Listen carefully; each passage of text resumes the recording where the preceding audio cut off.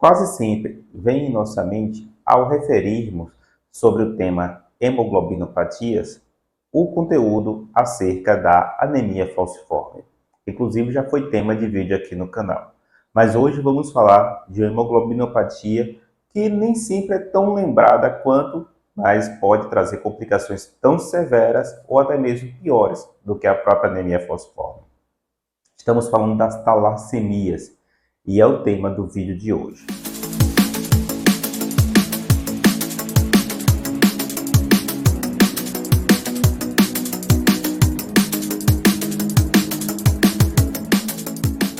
Olá, meu nome é Jeidson Cruz, sou hematologista, criador e editor do canal de hematologia Hemato na Web.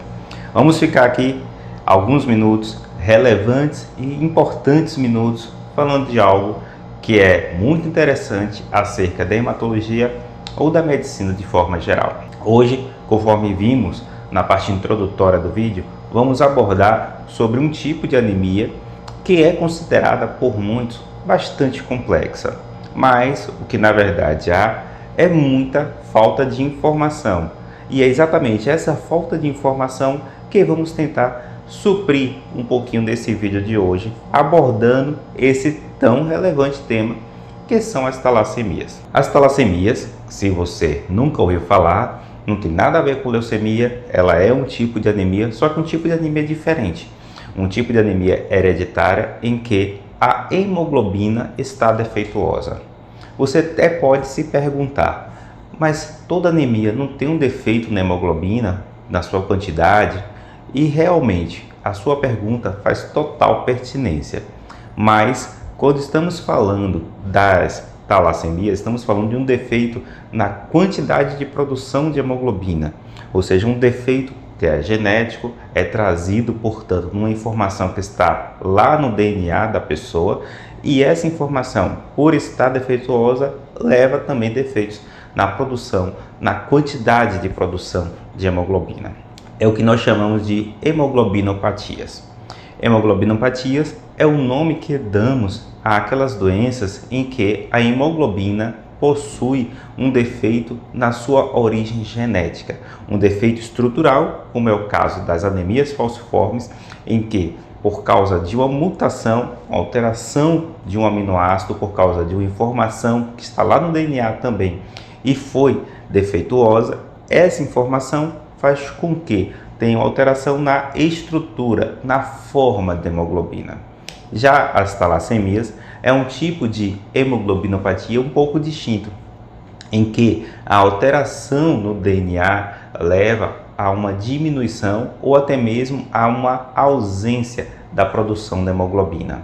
Essa alteração que leva a o que nós chamamos de talassemia pode, portanto, ter uma manifestação bastante variável, desde anemia branda até mesmo anemia grave, severa, inclusive podendo levar à morte intrauterina.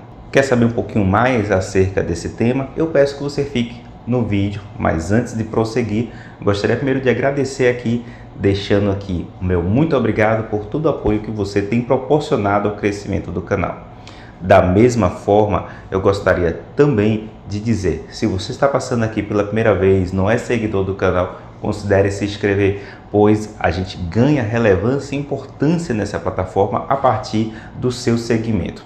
Da mesma forma, se você gostar do conteúdo, deixe o gostei, considere também marcar o símbolo de campainha, pois assim você será notificado acerca de novos conteúdos que são importantes também. Pois bem, as talassemias é um tipo de anemia que muita gente considera complexo.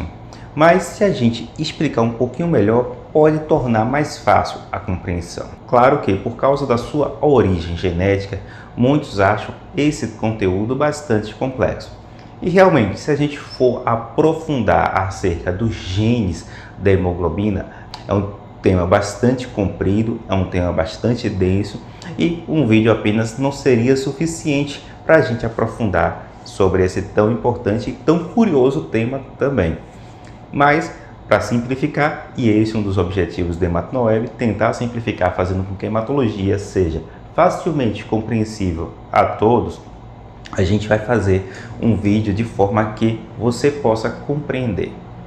Pois bem, a gente sabe que quase todas as atividades do nosso organismo, elas são regidas por informações que estão presentes no DNA. A produção de anticorpos, a quantidade de hormônio a ser produzida, a tendência a ter algumas doenças ou não, e não é diferente com a hemoglobina.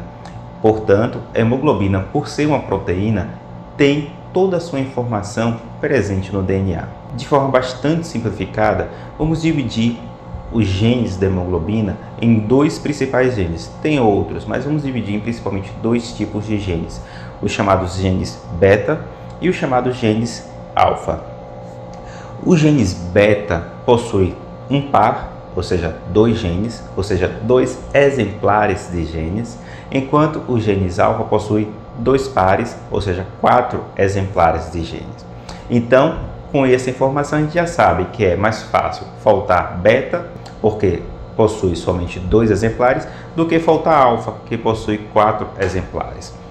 E isso é um dos motivos que a gente vê comumente mais na prática beta-talassemia em relação à alfa-talassemia, que é bem menos comum, pelo menos na prática. Então, quando falta um gene beta, a gente chama de talassemia minor, que praticamente não possui sintomas. E quando possui, são sintomas bastante brandos, geralmente uma anemia leve, microcítica, ou seja, aquela anemia em que há uma diminuição do tamanho da hemoglobina.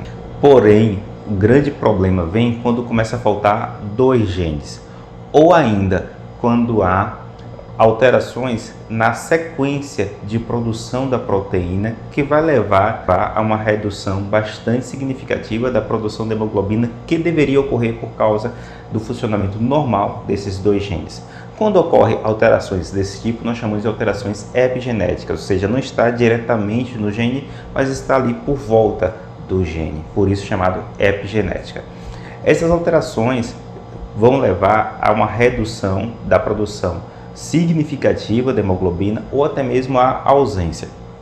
Quando ocorre uma alteração significativa, presença de sintomas, mas os sintomas não são graves, a gente chama de talassemia beta intermédia ou intermediária.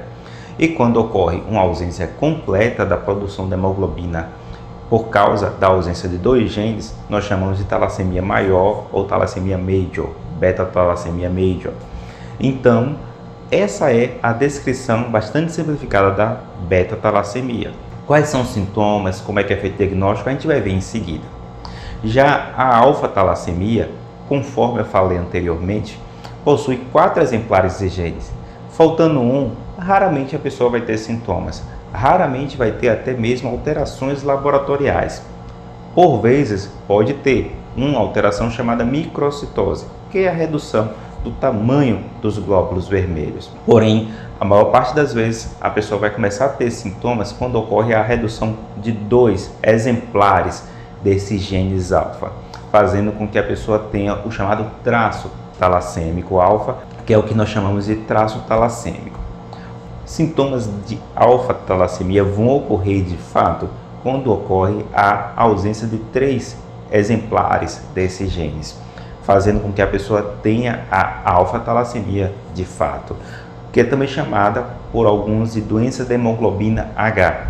Isso porque começa a ocorrer um acúmulo de uma hemoglobina anormal, chamada hemoglobina H, que é flagrada nos exames laboratoriais e por causa disso recebe esse nome. E quando faltam os 4 genes?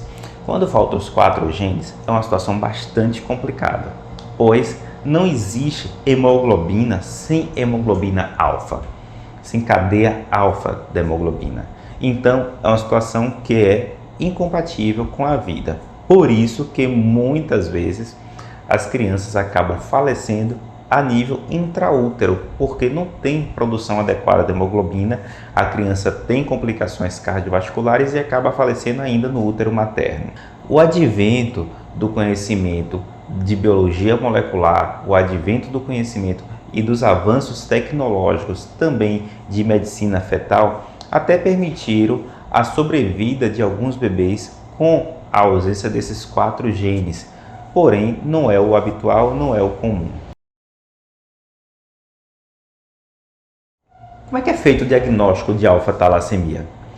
Distintamente da anemia falciforme, que inclusive já foi tema de vídeo aqui no canal, você pode passar e conferir, a talassemia não possui um teste de triagem em que no nascimento, por meio do teste do pezinho, como ocorre na anemia falciforme, eu consigo fazer a suspeita clínica ou até mesmo o diagnóstico. Muitos dos sintomas que ocorrem na beta-talassemia e na alfa-talassemia, elas ocorrem à medida que a criança cresce e começa a ter uma anemia que passa a ser sintomática. É claro que eu sabendo que a talassemia é uma doença hereditária, é genética, eu tendo a história da família, é muito importante para eu suspeitar de forma mais precoce. E em consequência disso eu consigo realizar o diagnóstico também mais rápido. Porém, a sintomatologia principal que vai ocorrer à medida que a criança cresce é a anemia.